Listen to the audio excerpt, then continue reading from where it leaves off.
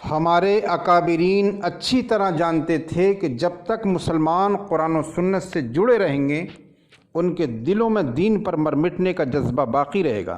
جب تک ہندوستان میں یہ مدارس باقی رہیں گے اسلام کی شمع روشن اور ضیاء پاش رہے گی۔ جب تک دینی مکاتب آباد رہیں گے مسلمان اپنے عقائد اور افکار و خیالات میں پختہ رہیں گے، اور اسی کی بدولت ہر میدان میں انہیں فتح و کامرانی نصیب ہوگی۔ مٹایا قیصر و کسریٰ کے استبداد کو جس نے، وہ کیا تھا؟ زور حیدر، فقر بوذر، صدق سلمانی۔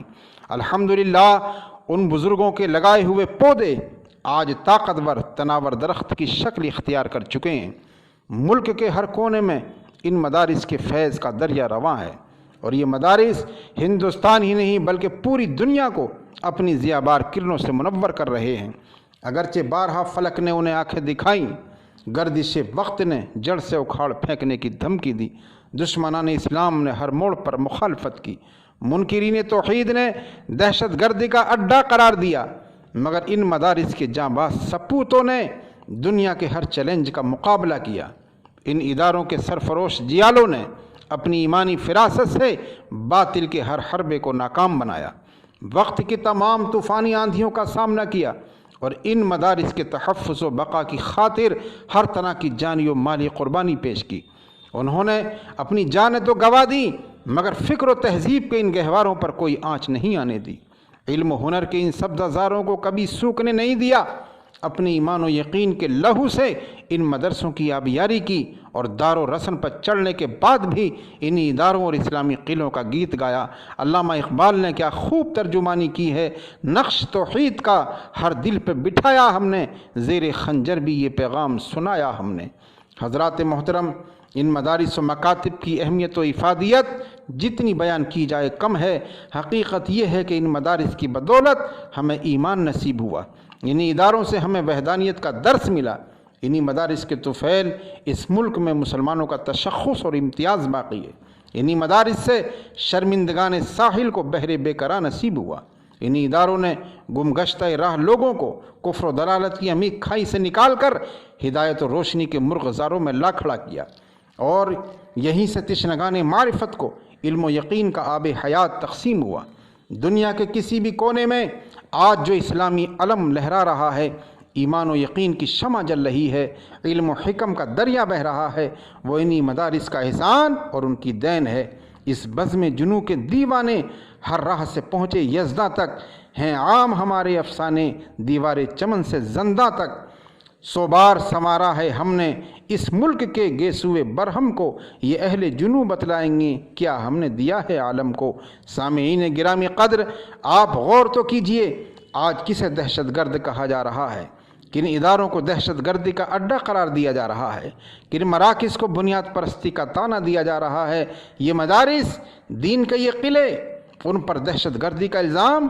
افسوس صد افسوس، ارے یہ مدارس تو اس قابل تھے کہ انہیں سینے لگایا جاتا، پلکوں پر بٹھایا جاتا، انہیں پھلنے پھولنے کا موقع دیا جاتا، ان کی تعمیر و ترقی میں ہر طرح کا تعاون کیا جاتا، ہر ممکن انہیں سرسبز و شاداب رکھنے کی کوشش کی جاتی، کیونکہ یہی وہ مدارس ہیں جن کی کوکھ سے جنم لینے والے علماء کرام کی قربانیوں کے نتیجے میں ہندوستان آزاد ہوا۔ انہی مدارس سے نکلی ہوئی تحریکات کی بدولت اس ملک میں آزادی کا انقلاب آیا۔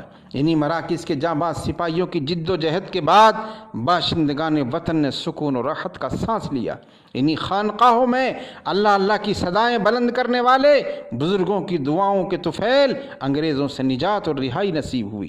لیکن آج یہی مدارس برادران وطن کی نگاہ میں سب سے بڑے تنکے ہیں۔ ان دینی مراکز کا وجود ان کے حلق سے نہیں اتر رہا ہے، اور انہی اداروں کو یہ ملک کے تقدم و ترقی کا سب سے بڑا معنی خیال کر رہے ہیں۔ یوں دکھاتا ہے ہم کو نظر باغباں، جیسے گلشن پہ کچھ حق ہمارا نہیں۔ سوال یہ ہے کہ آج ہمیں یہ دن کیوں دیکھنے پڑے؟ شر پسندوں کو مدارس کے خلاف زہر افشانی کا موقع کیسے ملا؟